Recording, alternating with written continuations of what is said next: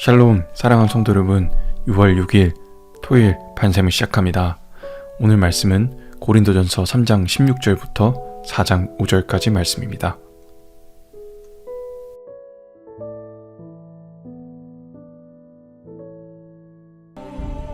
너희는 너희가 하나님의 성전인 것과 하나님의 성령이 너희 안에 계시는 것을 알지 못하느냐? 누구든지 하나님의 성전을 더럽히면 하나님이 그 사람을 멸하시리라. 하나님의 성전은 거룩하니 너희도 그러하니라. 아무도 자신을 속이지 말라. 너희 중에 누구든지 이 세상에서 지혜 있는 줄로 생각하거든 어리석은 자가 되라. 그리하여야 지혜로운 자가 되리라.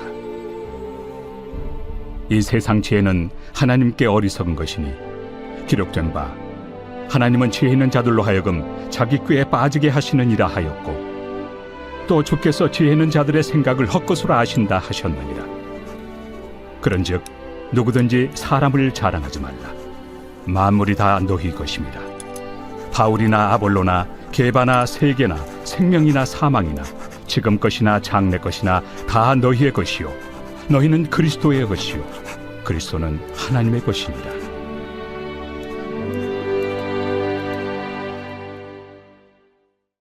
제4장. 사람이 마땅히 우리를 그리스도의 일꾼이요 하나님의 비밀을 맡은 자로 여길지어다.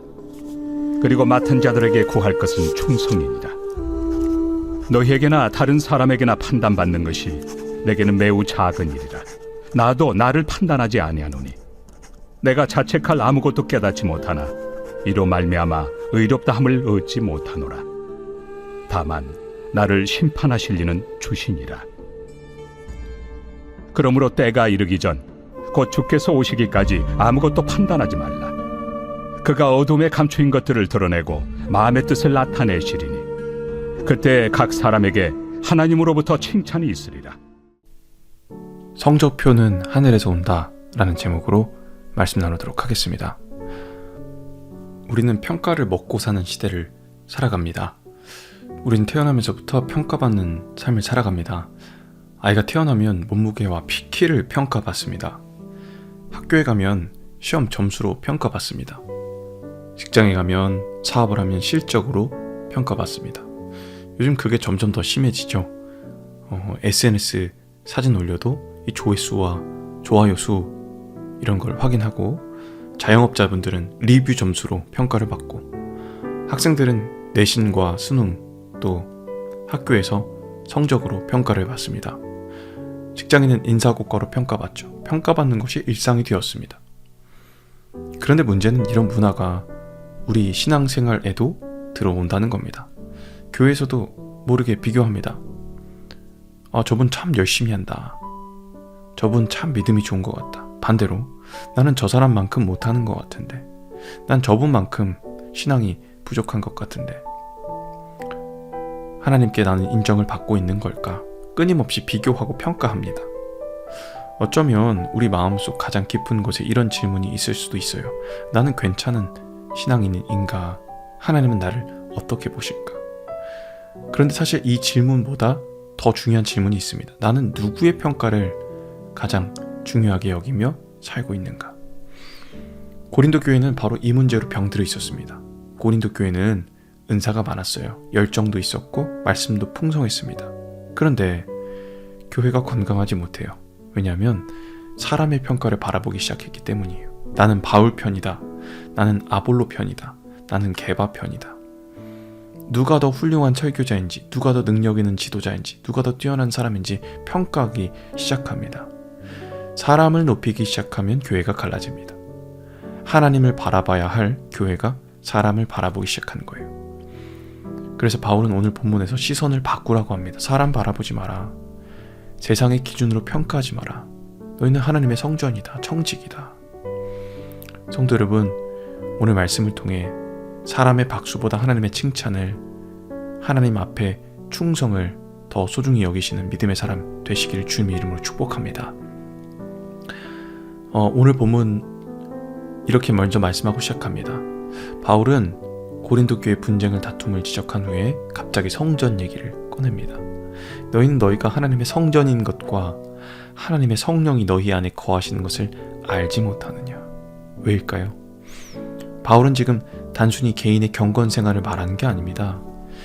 교회 안에서 편가르고 비교하고 경쟁하고 분열하는 성도들에게 여러분 지금 무엇을 건드리고 있는지 아십니까? 라고 묻는 거예요. 유대인들에게 성전은 특별한 장소죠. 성전은 단순한 건물이 아닙니다. 하나님의 임재가 머무는 곳입니다. 예수님이 오신 이후에 돌로 지은 건물이 아니라 예수 그리스도를 믿는 성도들의 공동체가 하나님의 성전이 된 겁니다. 여기서 너희는 헬라어로 복수형이거든요. 너 개인보다는 공동체를 강조하고 있습니다. 교회는 하나님의 성전이다 라는 겁니다. 많은 사람들이 교회를 건물로 생각하죠. 교회 간다, 교회 건축한다 라고 말합니다. 틀린 표현은 아닙니다. 그런데 성경이 말하는 교회의 본질은 건물이 아니죠. 예배당은 교회가 모이는 장소입니다. 진짜 교회는 성도들입니다. 성령께서 거하시는 공동체가 바로 그곳입니다. 그래서 성전을 무너뜨리는 가장 큰 적은 외부가 아니라 내부에 있어요. 교회를 무너뜨리는 일에 대해 하나님은 굉장히 엄중하시거든요. 서로를 비교하는 말 한마디, 험담 한마디가 공동체를 무너뜨리고 상처를 남기고 시기와 질투가 관계를 깨뜨릴 수가 있습니다. 그래서 초대교회부터 지금까지 교회를 가장 어지럽게 한 건 외부의 공격보다는 내부의 분열이었어요. 성도 여러분, 성령님은 교회에 잠깐 방문하시는 손님이 아닙니다. 교회 가운데 영원히 거하시는 주인이신 줄 믿습니다. 그래서 교회는 사람의 모임이 아니라 하나님의 임재가 있는 공동체여야 해요. 예배가 중요한 이유도 여기 있습니다. 프로그램 때문이 아닙니다. 시설 때문이 아닙니다. 사람 때문 아닙니다. 성령께서 거하시는 임재하시는 장소이기 때문입니다. 성도 여러분, 우리는 교회를 소비하는 사람이 아니라 세우는 사람으로 부름받았습니다. 교회가 내 취향인지 맞는지 따지기 전에 내가 교회를 위해 뭘 하고 있는지 돌아봐야 합니다. 내 말 한마디로 공동체를 세우는 것, 내 기도가 교회를 붙드는 기둥이 되게 하는 것, 내 섬김이 교회를 살리는 도구가 되게 하는 것. 왜냐하면 교회는 사람이 만든 조직이 아니라 성령께서 거하시는 하나님의 성전이기 때문입니다. 당시 고린도는 로마 제국의 대표적인 항구 도시였어요. 무역이 발달하고 철학과 수사학이 번성했습니다. 사람들은 누가 더 말을 잘하는지, 누가 더 논리적인지, 누가 더 설득적인지를 중요하게 여겼습니다. 그 문화가 교회 안으로 들어왔어요. 그래서 사람들이 복음보다 설교자를 비교하기 시작합니다. 바울이 낫다. 아볼로가 더 잘한다. 게바가 더 권위가 있다. 그들은 하나님을 바라본 대신 사람을 바라보고 있었습니다. 그래서 바울은 이렇게 말하죠. 아무도 자기 속이지 말고 하나님을 바라봐라. 이 세상에 지혜 있는 줄로 생각하거든 어리석은 자가 되라. 무슨 말입니까? 사실 인간이 가장 잘 속는 대상은 자기 자신입니다. 더 가져야, 더 유명해져야, 더 인정받아야 행복하다고 말하는 스스로를 속인다는 거예요. 그런데 십자가는 전혀 다른 얘기를 하죠. 예수님은 가장 낮은 자리로 내려오셨고 세상은 강함을 추구하지만 하나님은 겸손을 기뻐하십니다. 십자가는 세상 눈에는 어리석어 보이지만 십자가가 바로 하나님의 지혜인 줄 믿습니다. 우리 지혜는 한계가 있죠. 유행은 바뀌어도 진리는 바뀌지 않습니다. 문화는 바뀌어도 복음은 바뀌지 않습니다. 시대는 변해도 하나님의 말씀은 영원합니다. 모든 것이 하나님께 속해 있었기 때문입니다. 그래서 하나님은 우리를 청지기로 부르셨습니다. 청지기. 그래서 이렇게 계속 논란이 있자 바울은 자신과 사역자들의 정체성을 설명합니다. 우리는 그리스도의 일꾼이다. 하나님의 비밀 맡은 자로 여겨달라. 여기서 일꾼은 휘페테스라는 걸로 고대 배 밑에서 노를 젓던 사람들을 의미합니다. 눈에 잘 보이지 않죠. 그러나 그들의 노젓는 수고가 없으면 배는 앞으로 나아갈 수 없습니다. 바울은 말합니다. 나는 주인공이 아니다. 나는 단지 예수님이 이끄시는 배에서 노를 젓는 사람이다. 오늘날도 마찬가지죠. 교회 주인공은 목회자가 아닙니다. 직분자들도 아닙니다. 그 어떤 누구도 교회 주인이 아닙니다. 우리 모두는 주님의 배를 움직이는 노젓는 사람들입니다. 그리고 맡겨진 사람들은 청지기입니다. 주인의 재산을 관리하는 관리자입니다. 중요한 건 청지기는 소유자 아닙니다. 관리자입니다. 집도 주인의 것, 재산도 주인의 것, 곡식도 주인의 것. 우리 인생도 그렇죠. 내 건강도 사실 하나님께서 맡기신 겁니다. 내 자녀도 하나님 맡기신 겁니다. 재능도, 시간도, 물질도 내 것이 아니라 잠시 맡겨진 것입니다. 그렇다면 하나님이 찾으신 것이 하나 있어요. 맡은 자들에게 구할 것은 충성이니라. 놀랍게도 능력을 말하지 않고 결과도 말하지 않고 성공을 말하지 않아요. 충성을 말합니다. 충성이 무엇인가요? 신실한, 믿을 만한, 끝까지 변함없는. 성공은 결과지만 충성은 태도입니다. 결과는 하나님 손에 있지만 충성은 우리의 선택입니다. 왜냐?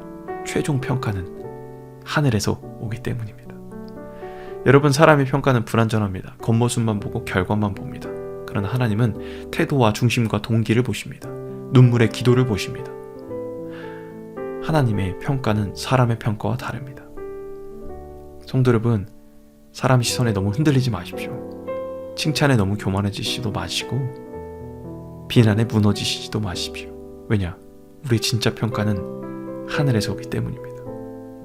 그날의 사람의 박수보다 잘하였다 충성된 종아, 그렇게 주님께서 말씀하시는 우리 모든 성도들 다 되시기를 주님의 이름으로 축복합니다. 우리 들은 말씀 기억하며 함께 기도하겠습니다.